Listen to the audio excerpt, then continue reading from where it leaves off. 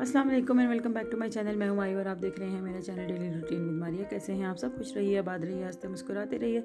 अल्लाह ताला आपको हम सबको अपने हिफ्ज़ मान में रखे। अल्लाह ताला आप पर हम सब पर अपना रहम करम फरमाए। तो जनाब, आज की जो वीडियो है बहुत ही मसरूफ़ दिन की वीडियो है और इसमें बहुत कुछ चीज़ें आपको न्यू सी देखने को मिलेंगी, जैसे कि मेरा काजल बनाना और भी बहुत कुछ। खैर जी, आज मेहमान आए हुए हैं हमारे और मेहमान जो हैं वो कराची से हैं।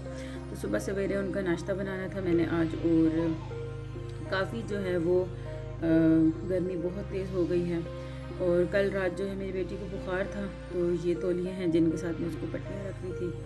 तो गर्मियों के मौसम में पट्टी भी बर्फ़ वाले पानी की रखनी पड़ती है, और इस तरह से पट्टी रखती हूँ मैं बच्चों को कि 2 पट्टियाँ जो हैं वो टखनों पे लपेटती हूँ, 2 हाथों के घुटनों पे और एक माथे पर और एक गर्दन पर।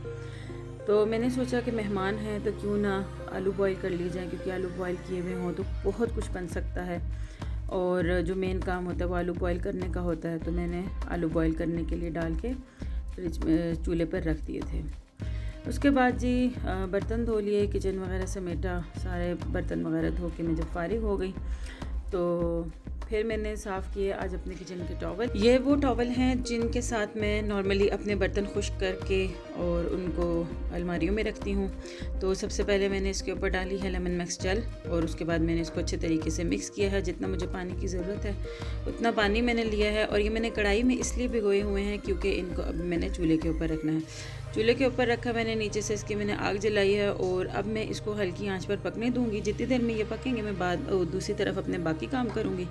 जैसे कि यहाँ पर मेरे पास बलाई की कटोरी है, और जो मतलब बलाई डेली खाई जाती है वो तो ताज़ा ताज़ा खा ली जाती है। तो जो एक दिन के लिए मैं उसको इस बलाई में मिक्स नहीं करती। जब एक दिन गुजर जाता है तो फिर मैं इस बलाई में वो बलाई भी शामिल कर देती हूँ, और ये वो बलाई होती है जिससे मैं कभी मक्खन और कभी देसी घी निकाल लेती हूँ। खैर जी, फिर दूसरी तरफ जो है ये आप देख सकते हैं कि बहुत अच्छे तरीके से पक रहे हैं।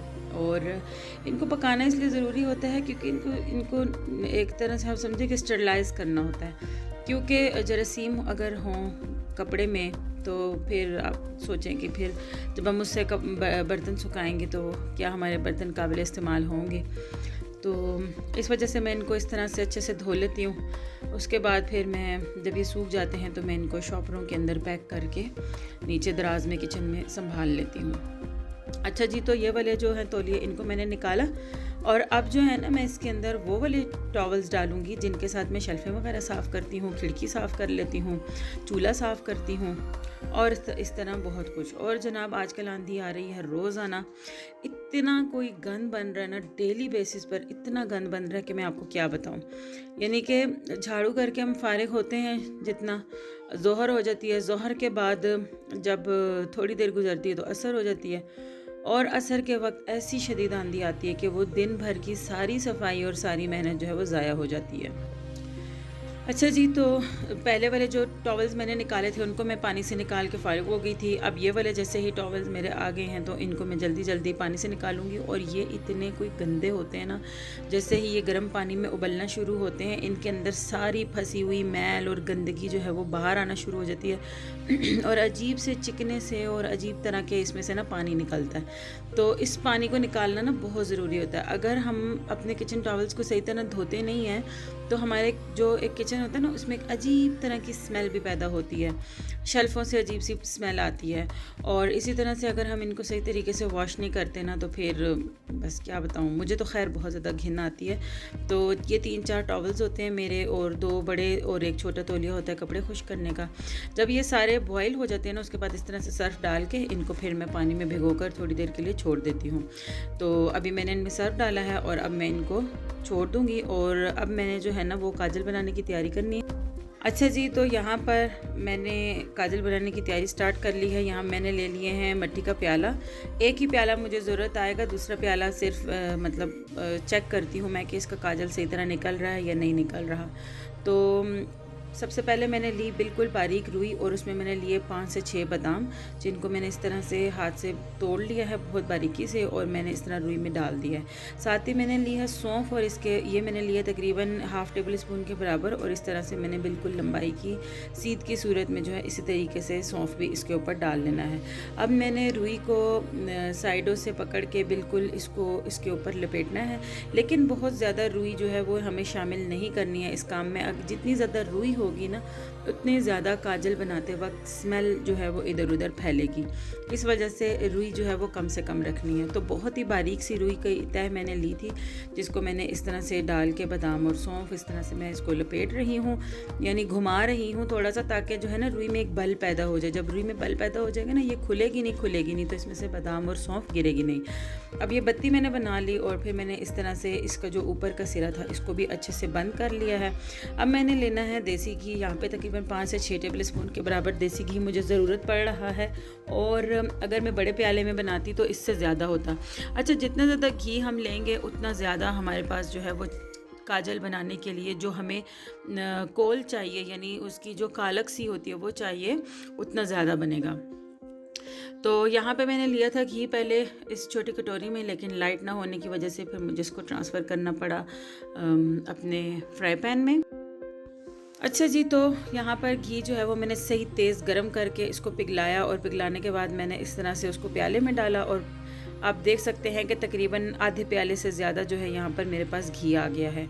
अब मैंने इस तरह से पूरी बत्ती को इसको घी में बिल्कुल तरबतर करना है, और इसको कहीं से भी जो है ना खाली नहीं छोड़ना, क्योंकि जहाँ से रुई गीली नहीं होगी, यानी घी उसमें नहीं लगा होगा, वहाँ से रुई बहुत जल्दी जो है वो जल कर ख़त्म हो जाएगी, और जो घी लगी हुई रुई होती है जल्दी ख़त्म नहीं होती। तो इस तरह से मैंने इसको सेट करना है। और ये गिलास मैंने डमी के लिए रखे हैं, कि जैसे ये मैंने गिलास यहाँ पर यानी रख के मैंने इसके ऊपर ये प्याला रखा है ना, तो आप साइडों से देख सकते हैं कि कितनी ज़्यादा जो है वो कालक बाहर आ रही है। तो इस कालक को हमें सेव करना है, इसको हमने बचाना है, क्योंकि यही वो कालक है जिससे हमारा काजल बनेगा। अच्छा जी, तो मैं फिर सारा कुछ इस बड़े थाल में रख के बाहर ले आई थी, और जिस तरह मैंने अंदर आपको दिखाया था कि गिलास मैंने रखे साइडों पे और उसके ऊपर मैंने प्याला उल्टा कर दिया था, तो बिल्कुल 2 से 3 मिनट के लिए प्याला उल्टा किया था, और यहाँ पर आप देखें कि कितना ज़्यादा काजल जो है वो इसके अंदर भी बन चुका है। खैर जी, फिर मैंने बाहर आई और मैंने उसी तरीके से 3 गिलास जो है वो उस कटोरे के साइड पे रखे, जो मिट्टी का मेरा बर्तन है, और उसके ऊपर मैंने ये बड़ा थाल जो है इसको उल्टा कर दिया, ताकि जितना भी काजल है वो इसके अंदर रहे। जितनी ज़्यादा हम ऊपर उल्टा करने वाला बर्तन गहरा रखेंगे, बड़ा रखेंगे, काजल की जो कालक होगी वो सेव होगी। अगर हम बर्तन छोटा रखेंगे या हम सीधा सीधा बर्तन रखेंगे तो काजल की जो कालक है वो ज़ाया हो जाएगी। अच्छा जी, तो इसके बाद मैंने कपड़े चेंज किए। अपने कपड़े लाजमी चेंज करती हूँ मैं, क्योंकि गर्मियों के कपड़े होते हैं, थोड़े से नाजुक होते हैं लॉन के, और मुझे जो है वो काम के दौरान पसीना काफ़ी आता है। तो मैंने फिर जब अपने मैट साफ़ करना शुरू किए तो पहले जाके मैं कपड़े चेंज करके आई। फिर मैंने थोड़ी सी जगह थी बाहर की, वो मैंने धोई, और उसके बाद मैंने ये मैट वगैरह साफ़ करने शुरू किए अपने, जो मैंने आपको दिखाया था पिछली वीडियो के में मैंने मैट अपने सारे घर के धोए। उसके बाद फिर मैं ये पानी वाली जगह पे गई जहाँ पे मैं अपनी ये चीज़ें वगैरह धोती हूँ। तो मैंने फिर अपनी ये डस्टबिन वगैरह साफ़ करना शुरू की। ये मेरी लॉन में ही एक साइड पर कोना है, और यहाँ पर जो है मैं ये अपने डस्टबिन और ये सब चीज़ें जो है ये धो लेती हूँ। और गर्मियों का मौसम है, तो अगर डस्टबिन नहीं धुलते ना तो आप यकीन करें कि इतनी कोई गंदी स्मेल होती है ना, ख़ास तौर पर किचन के डस्टबिन की, कि जिसकी कोई इंतहा नहीं। हालांकि मैं डस्टबिन जब यूज़ करती हूँ मैं इनके अंदर लाइनर ज़रूर लगाती हूँ, और उसके अलावा जो है वो बाकायदगी से इनकी सफाई होती है, लेकिन फिर भी उसके बावजूद भी हर 2 से 3 दिन के बाद जो है वो इनकी अच्छे से सफाई करनी पड़ती है लाजमी। तो जनाब, एक बड़ा डस्टबिन जो है वो किचन में होता है, एक डस्टबिन जो है वो बच्चों के और हमारे कमरे का जो दरवाज़ा है वहाँ होता है, एक डस्टबिन बरामदे में होता है, एक डस्टबिन बड़ा घर के बाहर होता है, ये ब्राउन फूलों वाला, और जिसके अंदर बीर के पैम्पर वगैरह और ये चीज़ें भी डाली जाती हैं। डस्टबिन धुल गए थे, अब मैं अंदर आ गई हूँ झाड़ू करने के लिए। तो सबसे पहले मैं यहाँ पर अपना रूम साफ़ कर रही हूँ, जिसके अंदर मेरा कंप्यूटर वगैरह होता है। तो गद्दे वगैरह मैंने उठाए हैं, अच्छी तरह से झाड़े हैं। अब मैं दोबारा से इनको पूरी झाड़ू वगैरह करके फिर दोबारा बिछा। उसके बाद जी पूरे घर का झाड़ू किया आज, और झाड़ू करके अभी मैंने पोछा भी लगाना है। और यहाँ पर ये बाहर पहुँच गई हूँ। बस यहाँ पर झाड़ू जब यहाँ पहुँच जाती हूँ ना, बस फिर हिम्मत ख़त्म हो जाती है। और तबीयत भी ऊपर से ज़रा थोड़ी सी अप डाउन चल रही है, और रात की भी थकावट काफ़ी है। तो वैसे आज मेरा बिल्कुल मूड नहीं था, लेकिन फिर मैंने कहा कि नहीं, अच्छी तरीके से सफाई कर लेती हूँ, क्योंकि जैसे ही शाम को आंधी आएगी तो फिर से जो है यहाँ पर पत्तों का जो है वो ढेर बन जाएगा। क्योंकि यहाँ पर बहुत सारे पौधे लगे हुए हैं, माल्टे के पेड़ हैं, लुकाट के पेड़ हैं, अमरूद के पेड़ हैं माशाल्लाह से, लीमू के हैं, और इसके अलावा फैंसी पौधे काफ़ी हैं। तो काफ़ी जो है वो गंद बन जाता है। अच्छा जी, इस जगह पर जो है ना, मैंने पुदीना लगाया था बड़े शौक़ से, लेकिन पता नहीं क्या बात है ना, पुदीना सही तरह इस साल मेरा फल नहीं रहा। शायद गर्मी बहुत शदीद है इस वजह से। अच्छा जी, तो सफाई हो गई, और एक जो बड़ा डस्टबिन धुला हुआ था उसको लाकर मैंने उसके अंदर सारा कचरा शचरा डाल दिया। उसके बाद जो है अब मैं अंदर जाऊंगी। देर में मैं झाड़ू करके फारिग हुई हूँ, उतनी देर में माशाल्लाह से हमारा काजल बिल्कुल तैयार हो गया है। और थोड़ा थोड़ा जो है वो ग्लासों की बैक साइड पर भी आ रहा था काजल, वो भी मैंने सारा उतार लिया। और अब जो है ना, ये बड़ा जो थाल था मेरे पास, उसके अंदर से मैं ये सारा काजल जो है वो खुरची, और आप देख सकते हैं कि माशाल्लाह से बहुत एक अच्छी मिकदार जो है वो यहाँ पर मेरे पास काजल की बनकर आ गई है। और जी दोपहर का वक्त है, बच्ची मेरी छोटी रो रही है, कह रही मुझे भूख लग रही है। तो मैंने जब देखा तो ऑयल जो है वो थोड़ा गंदा हो रहा था, यानी उसके अंदर पुराने थोड़े से पार्टिकल्स थे, जैसे इसके अंदर नज़र आ रहे थे कुछ पकोड़ों के पार्टिकल्स, और कुछ नज़र आ रहे थे इसके अंदर चिप्स के टुकड़े। तो मैंने सोचा कि ऑयल को एक दफ़ा साफ़ कर लूँ, क्योंकि ऑयल का कलर जो है थोड़ा सा डार्क हो गया है, 2 से 3 दफ़ा ऑयल इस्तेमाल भी हो चुका है। तो यहाँ पर मैंने लिया है 3 टेबल स्पून कॉर्नफ्लावर, और मैंने इसके अंदर थोड़ा सा पानी डाला है। गाढ़ी से एक स्लरी जो है वो हमें कॉर्नफ्लावर की और पानी की तैयार करनी है। ऑयल को हमने धीमी आंच पर गरम करना है। जब हम देखें कि ऑयल इतना गरम हो गया है कि कोई भी चीज़ हम इसके अंदर डालेंगे तो वो एकदम से फ्राई होगी, तो ये तैयार की हुई स्लरी जो है वो हमने गरम गरम तेल के अंदर डालनी है। जैसे ही हम इसको तेल के अंदर डालेंगे, ये पूरी तेल के नीचे जाकर फैलेगी। जैसे ही ये तेल के नीचे फैलेगी तो इसके अंदर सारा कचरा जो है ना वो इकट्ठा हो जाएगा, और फिर हमने इसको फ्राई होने के लिए छोड़ना है। जैसे ही ये बिल्कुल फ्राई होकर ऊपर आएगी ना, तो ये अपने साथ सारा कचरा जो है वो बाहर ले आएगी। स्लरी पकते पकते जब बिल्कुल अकड़ना शुरू हो जाएगी, तो उस वक्त हमने ये स्लरी जो अकड़ कर इस वक्त पापड़ की शक्ल में आ गई है, इसको इसमें से निकालना है। तो जो पापड़ बना था वो तो हमने निकाल दिया था, लेकिन अब जो वो स्लरी के कुछ बाकी पार्ट्स थे वो मैं इस तरह से चाय छानने वाली छाननी के साथ निकाल रही हूँ ऑयल में से, और ऑयल को मैंने बिल्कुल साफ़ कर लिया है। अब आपको यहाँ पे दिखा रही हूँ मैं कलर। देखिए आप, बिल्कुल जो है वो ऑयल का कलर सेट हो गया है, बिल्कुल ऐसे लग रहा है कि ताज़ा तेल डाला है। और ये तेल जो है साफ़ करने के बाद फिर मैं इसमें थोड़ा सा फ्रेश ऑयल डालती हूँ, ताकि जो इसके अंदर अगर खुदा न खास्ता कोई मुज़र सेहत असरात हों तो वो ख़त्म हो जाएं। और फिर इस तरह से मैं इसके अंदर जो भी चीज़ फ्राई करनी होती है फ्राई कर लेती हूँ। तो बेटी ने मेरी ने चिप्स पहले से काट कर रखी हुई थी, तो मैंने बस इसको फ्राई कर दिया। साथ ही मैंने चिप्स बनाते बनाते फटाफट से ये सब्ज़ी बना ली थी, घर का खाना बना लिया था। उसके बाद मैं गई और बाहर जाके मैंने मैट्स अपने सारे सेट किए, मैट बिछाए जनाब सारे। और उसके बाद जाकर फटाफट से कपड़े चेंज किए, नमाज़ पढ़ी, नमाज़ें पढ़ के अपनी मैं थोड़ी देर रेस्ट करती रही। फिर चाय वगैरह पी, चाय के बाद फिर मगरिब के वक्त जब मैं किचन में जाने लगी तो देखा बर्तन नहीं आए हुए थे। फिर मैंने अपने बेटे से कहा कि जाओ, सुबह से मेहमानों ने नाश्ता किया हुआ है, बर्तन इकट्ठे करके लाओ। मेरा बेटा बर्तन लेकर आया, और आप देखें कि किचन का हाल क्या है। उफ़ तौबा अस्तग़फिरुल्लाह, इतना कोई ढेर लगा हुआ है कि जिसकी कोई इंतहा नहीं। तो अब मुझे ये सारे बर्तन धोने हैं। अच्छा जी, तो आज का जो बहुत इम्पोर्टेंट काम मैंने किया है वो ये किया है कि साथ साथ जहाँ मैंने सफाइयाँ की हैं, बाकी घर के सारे काम किए हैं, वहीं मैंने साथ साथ आज कपड़े धोए हैं। मैंने आपको पिछली वीडियो में बताया था कि मेरी मशीन ख़राब हो गई थी, तो ये इतना ढेर जो नज़र आ रहा है वो इस वजह से जमा हो गया था कि मेरी मशीन ख़राब है, वरना ऑटोमेटिक मशीन है तो साथ साथ जो है वो धुलते रहते हैं।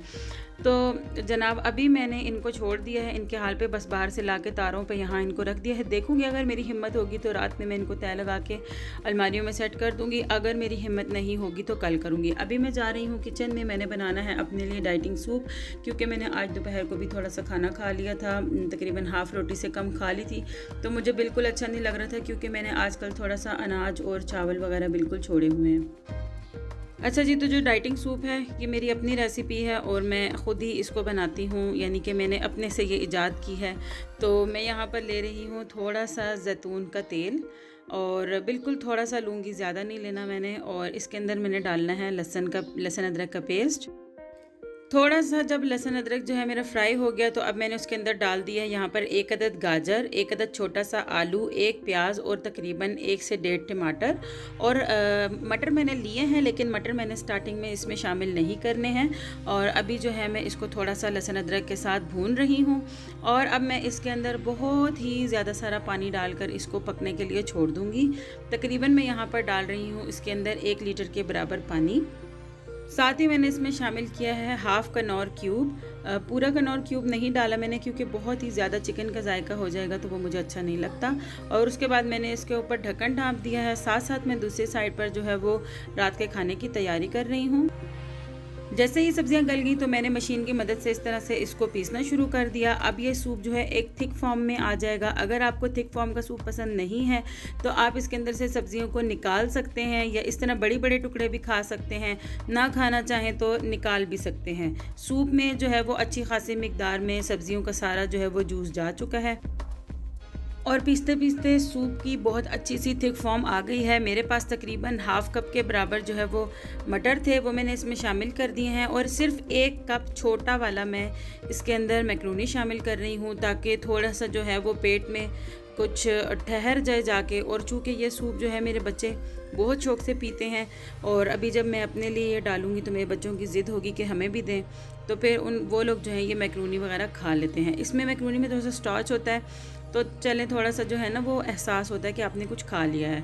अब मैंने इसके अंदर शामिल की है थोड़ी सी टमाटो केचप मैंने यहाँ पे 2 टेबल स्पून डाला है, ज़्यादा नहीं डालना है वरना बहुत टेंगी फ्लेवर हो जाएगा। हाफ़ टेबल स्पून मैंने यहाँ पर चिली सॉस डाला है, और 1 टेबल स्पून में इसमें सोया सॉस डाल दूँगी। अब मैंने इसको इतनी देर पकाना है कि मेरे जो मैक्रोनी मैंने इसमें शामिल किए हैं 1 कप, वो बहुत अच्छे तरीके से गल जाएं, और बस ये सूप तैयार हो जाएगा। जितना मुझे ज़रूरत होगी अपने टेस्ट के मुताबिक उतनी मैं इसमें ब्लैक पेपर शामिल करूँगी, और उसके बाद ये खाने के लिए बिल्कुल रेडी हो जाएगा। ये था जी आज का वीलॉग। आया आपको बहुत पसंद आए। काजल की आज हमने तैयार की है पालक। कल इंशाल्लाह ताला मैं उसका बाकी दूसरा स्टेप करूँगी और हमारा काजल बिल्कुल रेडी हो जाएगा। अपने प्यारों का, अपने बुजुर्गों का, अपने बच्चों का बहुत सारा ख्याल रखें। मेरी वीडियोज़ को लाइक शेयर सब्सक्राइब ज़रूर करें। मुझे दें इजाज़त, मिलते हैं नेक्स्ट वीडियो में, तब तक के लिए अल्लाह हाफिज़।